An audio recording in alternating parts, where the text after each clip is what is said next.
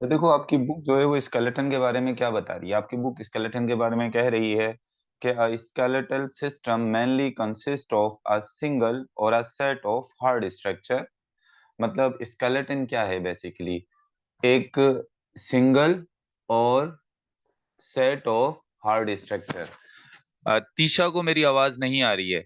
क्या बाकी तमाम स्टूडेंट को भी मेरी आवाज नहीं आ रही है? अगर बाकी तमाम स्टूडेंट को भी मेरी आवाज नहीं आ रही है तो इसका मतलब मेरी तरफ से प्रॉब्लम है। लेकिन अगर सिर्फ तीशा को नहीं आ रही है तो आ रही है, बाकी को आ रही है, वानिका को आ रही है, माहीन सर आ रही है, माहीन को भी आ रही है आवाज। तो अब तीशा आप अपना नेट को चेक करो, सही है ना? क्लियर है। अच्छा इधर देखो, स्केलेटन के बारे में कह रहा है अ सिंगल और a set of hard structure. अब इसका मतलब क्या है, अ सिंगल और a set of hard structure. अब देखो मिसाल के तौर पे जिस तरीके से मोलस्कास होते हैं, सही है ना, मोलस्कास होते हैं, स्नेल हो गया, स्नेल के ऊपर एक सिंगल हार्ड स्ट्रक्चर चढ़ी हुई है। ये देखो ऊपर की तरफ जो उसका शेल होता है ये एक सिंगल हार्ड स्ट्रक्चर है, सही ना, सिंगल होता है इसके ऊपर, ये सिंगल हार्ड स्ट्रक्चर है। लेकिन अगर हम देखें, हम इंसानों के अंदर देखें, ह्यूमन में, तो हमारे ह्यूमन के अंदर जो है वो बहुत सारी हार्ड स्ट्रक्चर का एक सेट होता है पूरा, बहुत सारी बोन्स होती हैं। ये स्कल की बोन है, ये जो है हमारे क्लेविकल है, ये हमारे आर्म्स की बोन है। तो ये पूरा का पूरा क्या है, सेट है।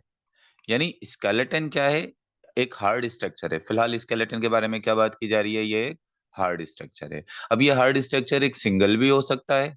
सिंगल कैसे हो गया, सिंगल जिस तरीके से ये मोलस्का के ऊपर एक सिंगल, जो स्नेल होता है उसके ऊपर एक सिंगल हार्ड स्ट्रक्चर चढ़ी हुई होती है।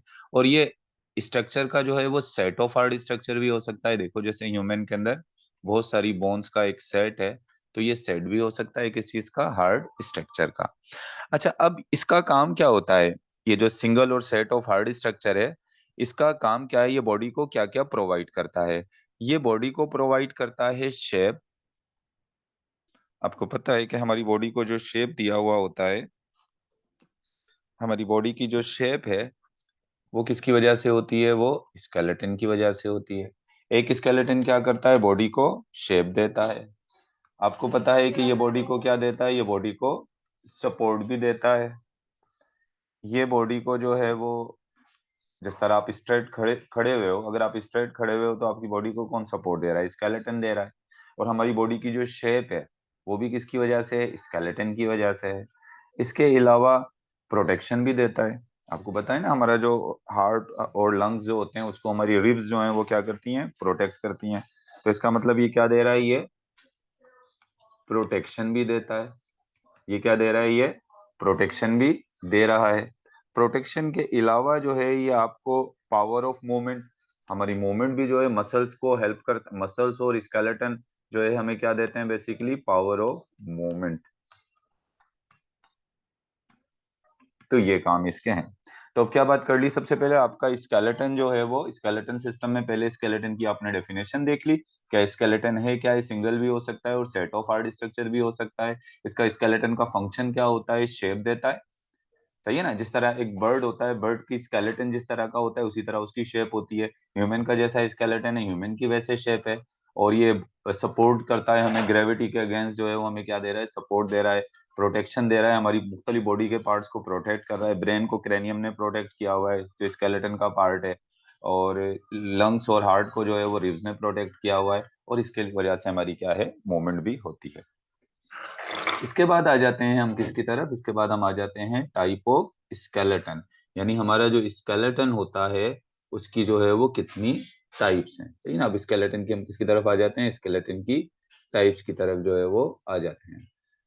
तो अगर हम स्केलेटन की टाइप्स देखें, एक मिनट में इसको इरेज कर दूं पहले।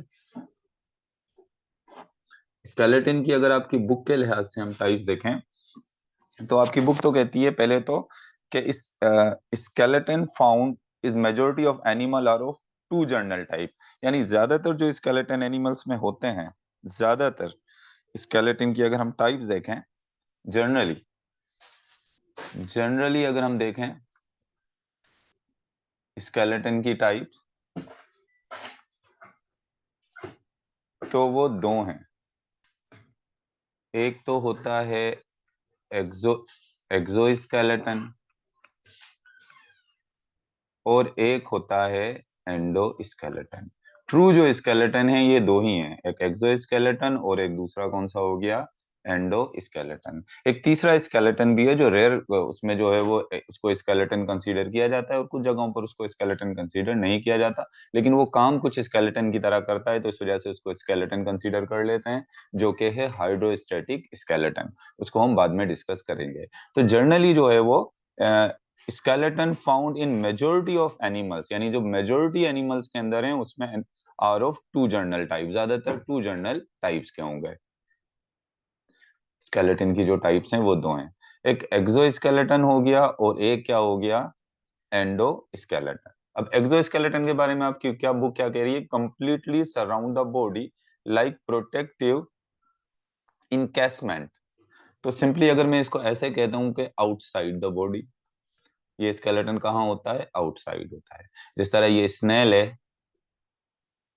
अब इस स्नेल के आउटसाइड, अगर आउटसाइड इसको मैं कहूं तो ये इसको मैं ब्लू कलर से या येलो कलर से शो करता हूँ, ये स्केलेटन के आउटसाइड जो है क्या है, मौजूद है ये एक हार्ड स्ट्रक्चर मौजूद है जो आउटसाइड है, और इसका केस बनाया हुआ है। बाज़ दफा कुछ बाइवॉल्व्स जो होते हैं उनमें नीचे भी ऐसे होता है ये।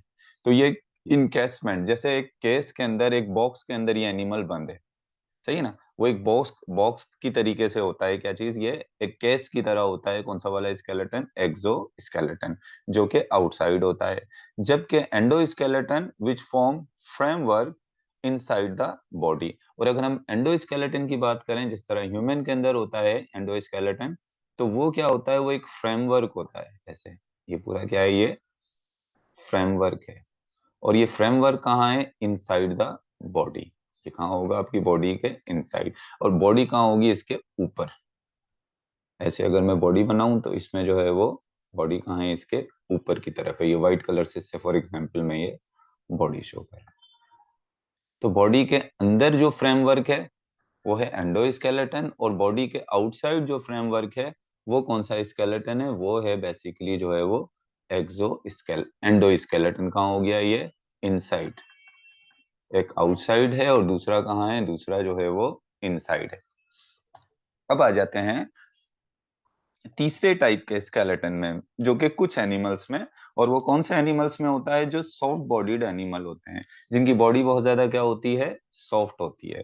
अब सबसे पहले तो ये देख लें कि ये सॉफ्ट बॉडीड जो एनिमल होते हैं वो कौन कौन से एनिमल्स ऐसे हैं जिनको हम सॉफ्ट बॉडीड एनिमल जो है वो कंसीडर कर रहे हैं। तो सॉफ्ट बॉडीड एनिमल में आ जाते हैं सबसे पहले तो नाइडेरियन। नाइडेरियन के अंदर क्या आ गया ये, हाँ, जिस तरह ये सी एनीमून हो गया, हाइड्रा हो गया, इनकी बॉडी बिल्कुल सॉफ्ट होती है। तो ये भी किस में आ गए, ये नाइडेरियन भी जो है वो किस में आ गए, सॉफ्ट बॉडीड एनिमल में। हेलिमेंथिस, प्लेटी हेलमेंथिस, जैसे प्लेनेरिया हो गया, या आपके पास जो है वो फ्लैटवर्म जितने भी होते हैं, ये हेलिमेंथिस इनको कहते हैं। ये नाइडेरियन हो गए, ये हेलमेंथिस हो गया। इसके अलावा एनीलिड्स, इस तरीके से ये अर्थवर्म हो गया। अर्थवर्म क्या है, ये एनीलिड है। ये क्या है, एनीलिड है। अब इन एनिमल्स के अंदर क्या होता है, इनकी क्योंकि स्केलेटन का काम क्या है, बॉडी को शेप देना। बॉडी को जो शेप देता है वो भी कौन देता है, स्केलेटन जो है वो देता है। तो इन एनिमल्स के अंदर क्या होता है, इनके अंदर वाटर जो है वो, इनकी बॉडी के अंदर जो है वो प्रेशर के साथ क्या भरा हुआ होता है, वाटर भरा हुआ होता है। कि बॉडी में क्या भरा होता है, वाटर भरा हुआ होता है, जो इनको क्या देता है, शेप देता है। अब मिसाल के तौर पे, अगर जैसे एक बलून होता है, ये क्या है, एक मिसाल के तौर पे ऐसे ये एक बलून है, ये एक बलून है। अब इस बलून में आप क्या करो, इस बलून के अंदर आप हवा भर दो इसमें ऐसे, तो हवा क्या दे देगा, उसको एक प्रॉपर शेप दे देगा। उसको क्या देगा, प्रॉपर शेप देगा। और जब उसमें हवा भरी हुई होगी तो वो ऐसे ग्रेविटी के अगेंस्ट ऐसे सीधे स्ट्रेट खड़ा भी रहेगा ऐसे। तो अब देखो, ये इसके अंदर जो हवा है वो उसको शेप भी दे रही है और उसको ग्रेविटी में ऐसे एक पोजीशन भी दे रही है। तो वो दो काम स्केलेटन वाले कर रही है। तो इस वजह से उसको हम क्या कंसीडर कर लेंगे, होता नहीं है लेकिन हम उसे कंसीडर कर लें उसका स्केलेटन। तो इसी तरीके से इनमें प्रेशर के साथ पानी भरा हुआ होता है, इनमें से पानी निकाल दो तो इनकी एक शेप भी जो है वो क्या हो जाएगी, चेंज, शेप इतनी मेंटेन नहीं रहेगी। और दूसरा, इनके मसल्स को जो मूवमेंट के लिए एक फोर्स डालनी होती है किसी चीज के ऊपर, तो वो भी उनकी मूवमेंट भी सही तरीके से नहीं होगी। तो मतलब इन चीजों में हेल्प कर रहा है, तो इसको हम क्या कंसीडर कर लेते हैं, इसको हम हाइड्रोस्टैटिक स्केलेटन को भी जो है इस क्या कंसीडर कर लेते हैं, इसको भी हम जो है वो एक स्केलेटन के तौर पे जो है वो कंसीडर कर लेते हैं। बेसिकली जो स्केलेटन होते हैं वो दो ही टाइप के होते हैं। बेसिकली स्केलेटन कितने टाइप के होते हैं, टू टाइप के होते हैं।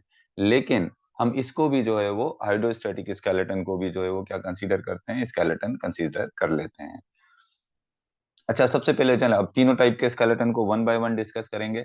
तो सबसे पहले स्टार्ट कर देते हैं किससे, हाइड्रोस्टैटिक स्केलेटन। अब यहाँ तक जो मैंने आपको बताया है, इससे रिलेटेड कोई क्वेश्चन हो तो आप मुझसे पूछ सकते हैं। अभी तक जो मैंने आपको पढ़ाया, इससे रिलेटेड कोई क्वेश्चन हो तो आप मुझसे कर सकते हैं, फिर हम आगे चलेंगे।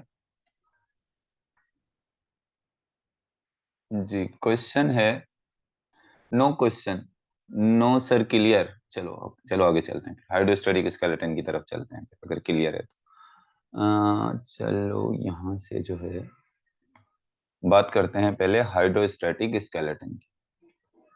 हाइड्रोस्टैटिक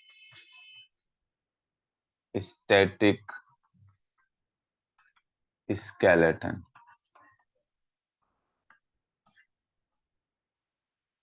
तो सबसे पहले तो बात अगर हाइड्रोस्टैटिक स्केलेटन की करें, this skeleton with no hard structure. हमने पढ़ा हुआ है कि स्केलेटन एक हार्ड स्ट्रक्चर होती है, लेकिन ये एक स्पेशल केस है जिसमें स्केलेटन जो है इसमें कोई हार्ड स्ट्रक्चर नहीं है। तो पहला पॉइंट तो इसका आप क्या लिख लो, विद नो हार्ड स्ट्रक्चर। ऐसा स्केलेटन जिसके पास कोई हार्ड स्ट्रक्चर नहीं है, लेकिन उसको जो हार्डनेस दे रहा है, पानी जो इसकी बॉडी में भरा हुआ होता है, तो वो उसको थोड़ी सी क्या कहना चाहिए कि टर्जिडिटी दे देता है, थोड़ी सी वो इसको स्टिफनेस दे देता है। वैसे हार्ड स्ट्रक्चर इसमें नहीं होती, बोन की तरह जिस तरह स्ट्रक्चर होती है ना, स्टोन की तरह हार्ड स्ट्रक्चर, इस तरह की कोई स्ट्रक्चर नहीं होती। और दूसरी बात याद रखनी है, it is simplest type of skeleton, यानी इन तीनों स्केलेटन में सबसे सिंपलेस्ट टाइप ऑफ स्केलेटन है। It is a simplest type of skeleton. Skeleton को कंसीडर करें तो सबसे सिंपलेस्ट टाइप ऑफ स्केलेटन जो है वो एक्सो स्केलेटन है। अच्छा, और ये एक्सोस्केलेटन बेसिकली क्या है, it is a fluid filled body cavity in soft bodied animal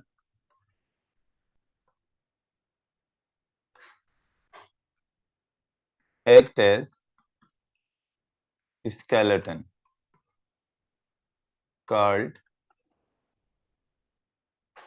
hydrostatic skeleton। तो मतलब क्या हो गया, जो सॉफ्ट बॉडीड एनिमल होते हैं उनके अंदर जो वाटर से फिल्ड जो इनकी बॉडी कैविटी होती है, वो स्केलेटन का काम भी करती है, जिसको हम क्या कहते हैं, हाइड्रोस्टैटिक स्केलेटन। अब मिसाल के तौर पे आप देखो, ये अर्थवॉर्म है, ये अर्थवॉर्म है।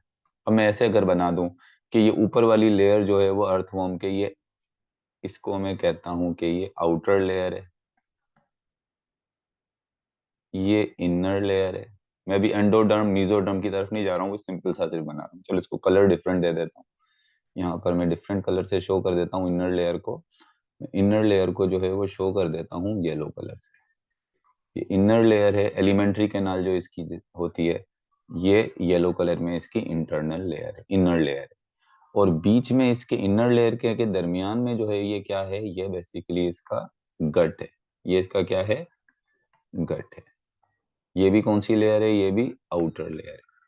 अब ये आउटर लेयर और ये जो गट वाली जो लेयर है, ये आउटर लेयर और ये येलो कलर की जो इनर लेयर है, अब इसमें क्या है, इसके दरमियान में, इसके दरमियान में जो स्पेस है, इसको हम बॉडी कैविटी कह रहे हैं।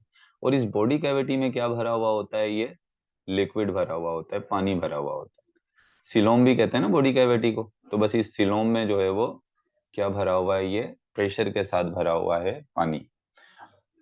तो ये जो बॉडी कैविटी जो पानी से भरी हुई है, बॉडी कैविटी, इसी बॉडी कैविटी जो पानी से भरा हुआ जो एरिया है, इसको हम कह रहे हैं हाइड्रोस्टैटिक स्केलेटन। ये आपकी पूरी, अगर आपसे पेपर में सिर्फ हाइड्रोस्टैटिक स्केलेटन की डेफिनेशन पूछ लें, डिफाइन, तो डेफिनेशन में तो आप यही लिखोगे, fluid filled body cavity in soft bodied animal act as skeleton called hydrostatic skeleton. और इसको हम क्या कहते हैं, इसको हम कहते हैं हाइड्रोस्टैटिक स्केलेटन। अच्छा देखो, ये जो मैं व्यू दिखा रहा हूँ ये लॉन्गिट्यूडनल व्यू है। ये कौन सा व्यू है, ये है लॉन्गिट्यूडनल व्यू। अगर मैं इसका जो है वो एक क्रॉस व्यू बनाऊं, यानी क्रॉस सेक्शन बनाऊं, तो क्रॉस व्यू देखो इसका कैसे होगा, क्रॉस व्यू इसका इस तरह से होगा कुछ। इसके साथ ही मैं यहाँ इसका क्रॉस व्यू बना देता हूँ। मैं यहीं पर इसका जो है वो क्रॉस व्यू भी बना देता हूँ, ये ऐसे। ये सबसे बाहर की तरफ इसकी कौन सी लेयर हो गई, ये आउटर लेयर, ये आउटर लेयर हो गई। ये हो गई इसके अंदर की तरफ जो है ये इनर लेयर हो गई, येलो कलर की, सही है ना। कौन सी लेयर हो गई, ये इनर लेयर हो गई।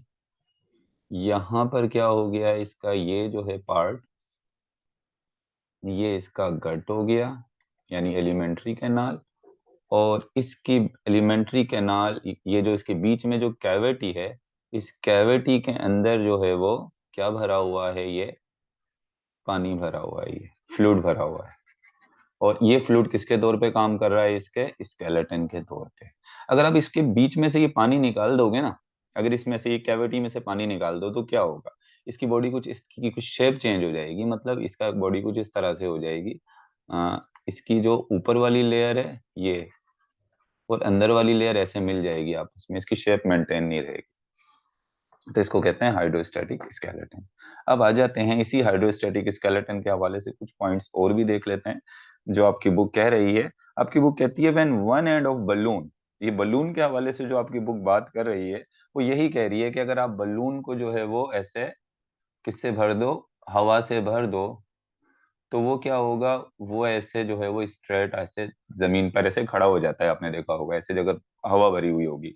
तो इसका मतलब बलून के अंदर जो हवा है वो उसको एक शेप भी दे रही है, और उसके साथ उसको क्या किस चीज के अंदर जो है वो हेल्प कर रही है, अगेंस्ट द ग्रेविटी, उसको ऐसे स्ट्रेट रहने में भी हेल्प कर रही है। हवा निकाल दो वो ऐसे जमीन पर गिर जाएगा ग्रेविटी की तरफ।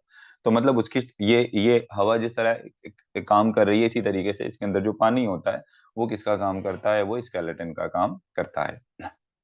अच्छा, उसके बाद देखें जो आगे की तरफ जो है वो कह रहा है the fluid filled body cavity in these animals is surrounded by layer of circular and longitudinal muscles. अब ये क्या है, सर्कुलर और लॉन्गिट्यूडनल मसल्स। अब ये सर्कुलर और लॉन्गिट्यूडनल मसल्स तो हमारे पास भी होते हैं, हमारी कुछ ब्लड वेसल्स वगैरह इस तरह से, लेकिन ये सर्कुलर और लॉन्गिट्यूडनल मसल्स देख लें कि होते क्या हैं, ये सर्कुलर और लॉन्गिट्यूडनल मसल्स। अब मिसाल के तौर पे मैं दोबारा अगर क्रॉस सेक्शन बनाऊं इसी अर्थ फॉर्म का, इधर से मैंने इसका कट किया इसको, ये इसका लॉन्गिट्यूडनल सेक्शन, और ये इसका क्या है, ये इसका मैंने बना दिया कौन सा सेक्शन, क्रॉस सेक्शन। अब इसकी जो आउटर लेयर है, अभी किसकी बात करूंगा मैं, इसकी आउटर लेयर की बात करूंगा। तो ये आउटर लेयर पर कुछ मसल्स ऐसे हैं जिनको मैं कह रहा हूं सर्कुलर मसल्स, यानी इस तरह से वो सर्कल में मूव कर। ये मसल्स कौन से हैं, ये हैं ऐसे, ऐसे इसके बिल्कुल सर्कुलर ही मूव कर रहे हैं ऐसे, ये सर्कुलर मसल्स। और इसके नीचे की तरफ ऐसे लॉन्गिट्यूडनल, ये ऐसे लंबाई में मसल्स को हम क्या कहेंगे, ये दूसरे वाले जो मसल्स हैं ये हैं अंदर की तरफ लॉन्गिट्यूडनल मसल्स है। तो इसकी जो आउटर लेयर्स है, इसमें लेयर जो है इसमें दो तरह के मसल्स हो गए, एक लॉन्गिट्यूडनल मसल्स और एक कौन से वाले मसल्स, दूसरे जो मसल्स हैं इनको हम क्या कह रहे हैं, सर्कुलर मसल। ये जो है, सॉरी, ये सर्कुलर मसल्स, और ये कौन से हो गए, ये हो गए लॉन्गिट्यूडनल मसल। अगर इसको ऐसे आप इस तरह से देखें तो ये यूं होंगे, सर्कुलर मसल्स यूं यूं जा रहे हैं, ऐसे जा रहे होंगे, और लॉन्गिट्यूडनल मसल्स कुछ इस तरह से जा रहे होंगे। ऐसे लॉन्गिट्यूडनल व्यू देखेंगे तो ऐसा आएगा, और क्रॉस व्यू देखेंगे तो ये वाला आएगा जो मैंने यहाँ पर आपको बनाया है। ये कौन सा व्यू हो गया इसका, ये क्रॉस व्यू हो गया। एक लॉन्गिट्यूडनल व्यू है और दूसरा व्यू इसका कौन सा आ रहा है, दूसरा व्यू इसका आ रहा है क्रॉस व्यू। अच्छा, अब इधर देखें, कहता है कि सबसे पहले तो मैंने आपको सर्कुलर और लॉन्गिट्यूडनल मसल यहाँ पर बता दिए। Contraction of circular muscles put a pressure on the fluid and result in body became elongated and stiff। यानी कि अगर इसके सर्कुलर मसल्स कॉन्ट्रैक्ट होंगे, ये वाले मसल्स, ये मसल्स, ये क्या हो जाएं, कॉन्ट्रैक्ट हो जाएं इसे, मतलब सर्कुलर। सबसे पहले तो आप ये बात याद रखो, अब इसमें ये बात पहले तो याद रख लो, जब सर्कुलर मसल कॉन्ट्रैक्ट होंगे ऐसे, ये मिसाल के तौर पे एक अर्थ फॉर्म है, अब मैं सिर्फ मसल्स शो कर रहा हूँ लॉन्गिट्यूडनल, क्रॉस सेक्शन शो नहीं कर रहा हूँ, ये सर्कुलर मसल्स ऐसे। जब इसके सर्कुलर मसल कहते हैं contraction of circular muscle put a pressure on a fluid and result body became elongated and stiff. यानी जब इसके सर्कुलर मसल्स ऐसे कॉन्ट्रैक्ट होंगे तो इसकी बॉडी क्या हो जाएगी, ऐसे इलोंगेटेड हो जाएगी और स्टिफ हो जाएगी, थोड़ी हार्ड। जब इसके सर्कुलर मसल्स कॉन्ट्रैक्ट होते हैं तो बस इतनी बात याद रख लो कि इसकी बॉडी क्या होती है, इलोंगेट होती है। क्या हो गई, ये इलोंगेट हो गई। और जब मसल्स कॉन्ट्रैक्ट होते हैं, आपको पता है जब मसल्स कॉन्ट्रैक्ट होते हैं उनको किसी चीज पे प्रेशर डालना होता है, वो प्रेशर डाल के कॉन्ट्रैक्ट होते हैं। अब इसका मैं अगर आपको मिसाल दूं, इसकी कुछ इस तरह से मिसाल लें कि जब आप चल रहे हो तो आप अपने पाँव को किसी चीज पर रखोगे, किसी चीज पर प्रेशर डालोगे, पाँव को किसी चीज पर रखोगे, जमीन पर प्रेशर डालोगे, फिर आपकी बॉडी आगे की तरफ मूव करेगी। यानी आपको इस एक मतलब एक सबस्ट्रेटम चाहिए, आपको एक चीज चाहिए जिस पर प्रेशर पड़े। इसी तरीके से आपका जब स्केलेटल मसल, हमारे अपने जब मसल्स कॉन्ट्रैक्ट होते हैं तो वो हमारी हड्डियों पर एक प्रेशर डलता है, वो हमारी हड्डियों पर ही जो है ना वो एक प्रेशर डालकर वो उसको क्या कर रहे होते हैं, वो ऐसे कॉन्ट्रैक्ट हो रहे होते हैं, या मूवमेंट जब आपको बताऊंगा तो। अभी आप सिंपली ये समझ लो कि जब ये सर्कुलर मसल्स कॉन्ट्रैक्ट होते हैं तो इन्होंने प्रेशर एक्सर्ट करते हैं किसके ऊपर, हाइड्रोस्टैटिक स्केलेटन पे, नीचे जो पानी होता है ना उस पर एक प्रेशर डालकर कॉन्ट्रैक्ट हो जाते हैं, तो फिर बॉडी क्या हो जाती है, इलोंगेट हो जाती है। फिर और इसके बाद ये जो लॉन्गिट्यूडनल मसल्स होते हैं, ये लंबाई में जो मसल्स हैं, अब लॉन्गिट्यूडनल मसल जब कॉन्ट्रैक्ट होते हैं, लॉन्गिट्यूडनल मसल्स जब कॉन्ट्रैक्ट होते हैं तो इसकी बॉडी इलोंगेट नहीं होती, इसकी बॉडी हो जाती है शॉर्ट। अब मिसाल के तौर पर मैंने लॉन्गिट्यूडनल मसल्स को कॉन्ट्रैक्ट कर दिया तो इसकी बॉडी क्या हो गई, ये शॉर्ट हो गई। फिर मैंने सर्कुलर मसल्स को कॉन्ट्रैक्ट कर दिया तो इसकी बॉडी इलोंगेट हो गई। आपने मूवमेंट, इसकी मूवमेंट में पढ़ा होगा, अर्थ फॉर्म की जो मूवमेंट होती है इसमें कॉन्ट्रैक्ट होते हैं मसल, रिलैक्स होते हैं, फिर कॉन्ट्रैक्ट होते हैं, फिर रिलैक्स होते हैं। इसी तरीके से तो इसकी मूवमेंट होती है, सही है ना। मेरे इस वक्त में वीडियो नहीं है तो वरना मैं वीडियो से आपको सब समझाता कि किस तरीके से ये कॉन्ट्रैक्ट और रिलैक्स हो रहे हैं। तो जो अर्थवर्म मूव करता है, अर्थवर्म की मूवमेंट जो होती है वो by the contraction and रिलैक्शन of muscle से होती है। मसल्स के कॉन्ट्रैक्ट होते हैं और रिलैक्स होते हैं। अब इन मसल्स को कॉन्ट्रैक्ट और रिलैक्स होने के लिए जो प्रेशर डालना पड़ता है वो किसके ऊपर डालते हैं, वो डालते हैं हाइड्रोस्टैटिक स्केलेटन के ऊपर। तो इसका मतलब यहाँ पर जो हाइड्रोस्टैटिक स्केलेटन है इसको शेप भी दे रहा है और उसके साथ इसकी मूवमेंट में भी हेल्प कर रहा है, यानी दो काम तो स्केलेटन वाले कर रहा है। तो हो गया कि ये मैंने आपको बता दिया। फिर became elongate and when the longitudinal muscles contract the body became shorter and thick। और जब longitudinal muscles contract होते हैं तो बॉडी शॉर्ट हो जाती है और क्या हो जाती है, ऐसे थिक हो जाती है। और जब बॉडी शॉर्ट हुई और क्या हो गई, थिक हो गई। और ये जब मसल्स हुए तो कॉन्ट्रैक्ट हुए तो बॉडी जो है वो क्या हो गई, बॉडी इलोंगेट हो गई और क्या हो गई, थोड़ी सी स्टिफ हो गई, खिंच गई इस तरह से। अच्छा अब एक और चीज देखो, अर्थवॉर्म को या अर्थवॉर्म को जब किसी चीज के साथ अटैच होना होता है, इसके पास एक और चीज भी होती है, हेयर लाइक स्ट्रक्चर होती है जिसको हम कहते हैं सीटे। हेयर लाइक स्ट्रक्चर होती है जिसको हम क्या कहते हैं, सीटे भी कहते हैं। अब ये सीटे किस काम आते हैं, अगर आप इसकी अपनी बुक में तस्वीर देखो, क्रॉस सेक्शन देखो, तो उस क्रॉस सेक्शन में क्लियरली जो है वो सीटे नजर आ रहे हैं, हेयर लाइक स्ट्रक्चर सीटे नजर आ रहे हैं। ये सीटे सीटे बेसिकली किसका काम करते हैं, ये करते हैं एंकरिंग का काम करते हैं। किसका काम करते हैं, एंकरिंग का। एंकरिंग का मतलब क्या होता है, जमीन के साथ अपने आप को, जमीन के सरफेस के साथ अटैच करने का काम करते हैं। ऐसे क्या कर देते हैं, अटैच कर देते हैं। मतलब किसी भी चीज के साथ अपने आप को अटैच करना होगा, या क्या क्या कह लेंगे इस तरीके से कि अपने आप को उस चीज जगह के साथ चिपकाना है, बिल्कुल अपने साथ अटैच कर देना है, तो उसके लिए किसको इस्तेमाल करते हैं, ये सीटे को इस्तेमाल करते हैं। मूवमेंट में भी ये सीटें थोड़ा बहुत हेल्प करते हैं। तो अभी तक यहाँ तक कोई क्वेश्चन हो तो करें, फिर मैं आगे थोड़ा सा। यहाँ तक बात क्लियर हुई? अब इसमें कह रहा है the hydrostatic skeleton help the animal in extension and withdrawal of their body and tentacles. अब देखो, ये तो हमने अर्थवॉर्म की बात की, ये मैंने बात करी है अर्थवॉर्म की। सर क्लियर है? अब ये तो अर्थवॉर्म की बात कर ली ना, अब अर्थवॉर्म के अलावा दूसरे भी एनिमल्स की बात कर लेते हैं जिनके अंदर हाइड्रोस्टैटिक स्केलेटन होता है। अब hydrostatic skeleton help in animal in extension and withdrawal of other body and tentacles in. अब देखो मिसाल के तौर पे ये यहाँ पर जो हाइड्रा होता है उसमें टेंटिकल्स होते हैं ना।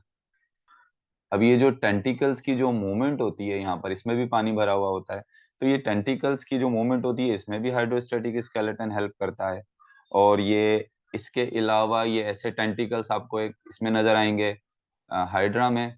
ये टेंटिकल आपको ऐसे ऑक्टोपस में भी नजर आएंगे, ऐसे ऑक्टोपस में भी देख पड़ता होगा आपने, टेंटिकल्स होते हैं। जेलीफिश के अंदर भी ये टेंटिकल्स होते हैं। तो ये टेंटिकल्स भी की मूवमेंट में भी कौन हेल्प करता है? यही हेल्प कर, इसके अंदर भी जो है हाइड्रोस्टैटिक स्केलेटन हेल्प करता है। महानूर का क्वेश्चन है सर, बुक में अर्थवॉर्म की फिगर में नर्व भी है, उसका क्या फंक्शन है? देखो नर्व का तो फंक्शन मैसेज बॉडी की तरफ जो लेके आना, लेके जाने का फंक्शन तो नर्व का है ना। अभी नर्व वाला फंक्शन में जब आपको पढ़ाऊंगा ना नर्वस सिस्टम, फिर बताऊंगा। अभी यहाँ पर जो आपने इस तस्वीर में इस टाइम जो फोकस करना है आपने, सर्कुलर मसल, लॉन्गिट्यूडनल मसल और सीटे पर सिर्फ फोकस करना है। नर्व्स तो बॉडी में पूरे फैली हुई होंगी ना उसकी। तो वो नर्व जो है, नर्व्स का तो फंक्शन वही है जो नॉर्मली हमारे पास नर्व का फंक्शन होता है, मैसेज को एक जगह से दूसरी जगह, नर्व इम्पल्स को कंडक्ट करना। वो आगे पढ़ेंगे, सही है ना। अच्छा, आगे तो वही वाली चीजें लिखी हुई हैं, जो इंपॉर्टेंट पॉइंट थे वो मैंने आपको यहाँ पर लिखवा दिए, सही है ना। इंपॉर्टेंट पॉइंट इसके यही है, एक्स्ट्रा तो इसमें से कोई चीज इस तरह से याद करने की जरूरत नहीं है। जो इंपॉर्टेंट पॉइंट थे वो यही थे, किसके अंदर? हाइड्रोस्टैटिक स्केलेटन के अंदर। अब आ जाओ कौन से वाली तरफ, अब आ जाओ एक्सो स्केलेटन की तरफ। हाइड्रोस्टैटिक स्केलेटन की बात कर ली, अब आ जाते हैं किसकी तरफ? एक्सो स्केलेटन की तरफ आ जाते हैं। Now we will talk about exoskeleton. सबसे पहले तो एक्सोस्केलेटन के बारे में ये याद रखो कि ये आउट हार्ड स्ट्रक्चर है। जिस तरह स्केलेटन का हमें पता है कि हार्ड स्ट्रक्चर ही होती है। दूसरा, ये आउटसाइड होता है, बॉडी से बाहर होता है। इसके अलावा ये नॉन लिविंग है, इसमें कोई लिविंग, कोई प्रोटोप्लाज्म वगैरह नहीं भरा हुआ होता है। ये क्या होता है? नॉन लिविंग है। जैसे हमारे नेल्स है ना, हमारे नाखून जो हैं, ये भी एक तरीके से हाइड्रोस्टैटिक स्केलेटन ही की तरह से हैं आउटसाइड पर। और ये क्या होते हैं? नॉन लिविंग होते हैं। ये लिविंग नहीं है, ये क्या है? नॉन लिविंग है। तो इसी तरीके से ये जो एक्सोस्केलेटन होता है ये भी क्या है? ये भी बेसिकली नॉन लिविंग है, ये लिविंग पार्ट नहीं है। इसके अलावा अगर हम एक्सोस्केलेटन की बात करें तो एक्सोस्केलेटन की सबसे केमिकल कंपोजिशन की बात कर लेते हैं। पहले ये किस चीज का बना हुआ होता है। अब अगर हम इसकी कंपोजिशन की बात करें एक्सोस्केलेटन की, तो कंपोजिशन में तो देखो मुख्तलिफ एनिमल्स का एक्सोस्केलेटन की मुख्तलिफ कंपोजिशन होती है। अगर हम बात करें किसकी? मोलस्कास की। अगर हम मोलस्कास की बात करें तो मोलस्कास का ज्यादातर एक्सोस्केलेटन जो है वो शेल की फॉर्म में होता है, फॉल उनके ऊपर जो चढ़ा हुआ होता है। और वो एक्सोस्केलेटन ज्यादातर बना हुआ होता है किसका? कैल्शियम कार्बोनेट का। किसका बना हुआ होता है? कैल्शियम कार्बोनेट का, या जिसको हम क्या कहते हैं? जिसको हम लाइम भी कहते हैं। सर नेल अगर नॉन लिविंग है तो ये बढ़ते बढ़ते क्यों हैं? हाँ, ये बात कौन कहे? तीशा पूछ रही है। तीशा मैं आपको बताता हूँ, देखो असल में नेल जो होते हैं ना, बेसिकली नेल बने हुए होते हैं प्रोटीन के। नेल बने हुए होते हैं हमारे पास एक प्रोटीन के, जिसको हम कैरेटिन कहते हैं। प्रोटीन है जिसको हम क्या कहते हैं? कैरेटिन। अभी हमारी अंदर के जो सेल्स होते हैं हमारी, अभी सिर्फ इतना समझ लो, हमारी हमारी फिंगर है, यहाँ पर कुछ सेल्स हैं, और सेल क्या रिलीज करते हैं? कैरेटिन। वो क्या रिलीज करते हैं? कैरेटिन। जब कैरेटिन रिलीज करते रहते हैं, जब कैरेटिन बहुत ज्यादा हो जाता है तो फिर वो बाहर निकलना शुरू हो जाता है, तो वो नेल बढ़ जाते हैं। इसी तरीके से हमारे जो बाल होते हैं वो भी नॉन लिविंग है। अभी हमारे जो बाल होते हैं ये भी जो है वो हेयर फॉलिकल होते हैं, यहाँ पर एक सेल होता है। वो सेल क्या रिलीज करता है? कैरेटिन। एक दूसरा सेल होता है वो इसको कलर दे रहा होता है। अब ये कैरेटिन यहाँ से रिलीज होता रहता है और बालों में जमा होता रहता है। और हमारे बाल क्या हैं, ऐसे बढ़ते रहते हैं बाहर की तरफ। तो मतलब इनमें कोई सेल नहीं होते कि सेल डिवाइड हो रहे हैं और ये बढ़ रहे हैं। इनमें एक केमिकल है, वो केमिकल जमा होता जा रहा है और वो आगे की तरफ क्या कर रहा है, इनको बढ़ाता जा रहा है। क्लियर हो गई तीशा ये बात आपको?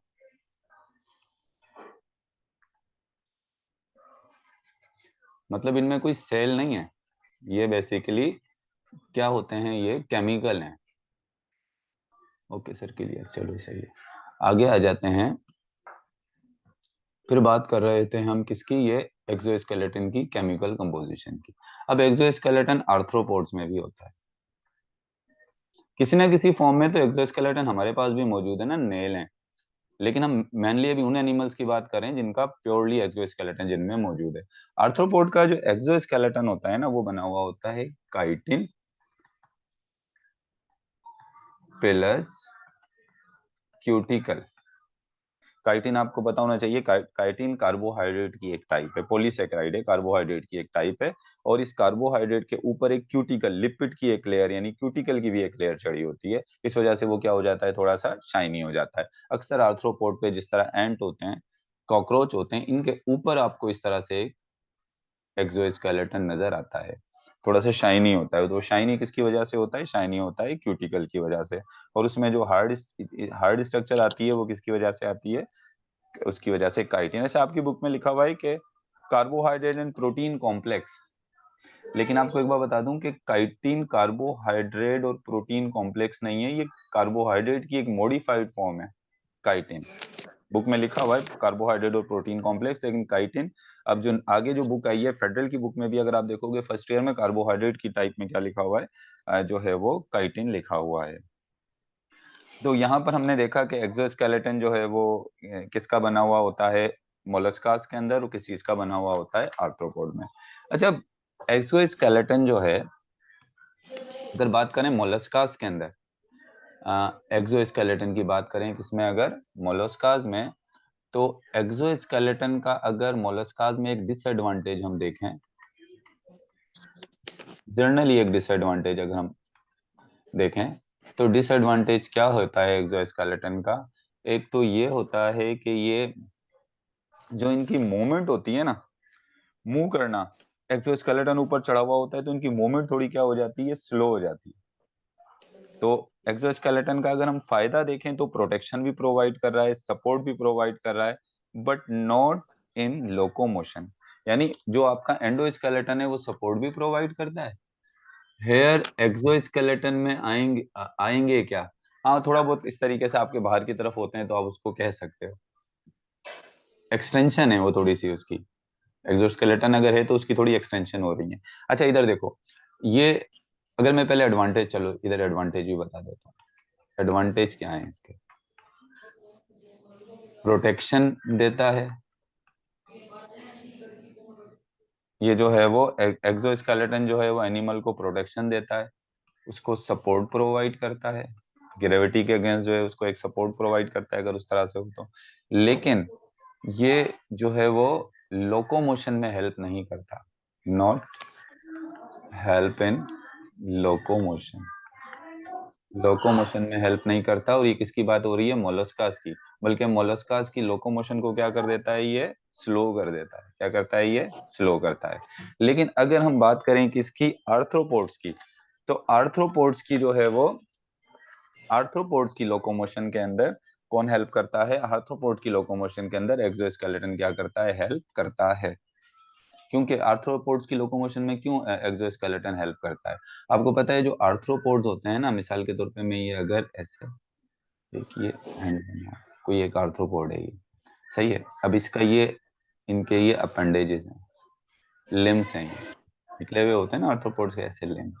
अब इनके ऊपर ये स्केलेटन है, स्केलेटन जो स्केलेटन है इसके ऊपर, जिसको मैं दे देता हूँ एक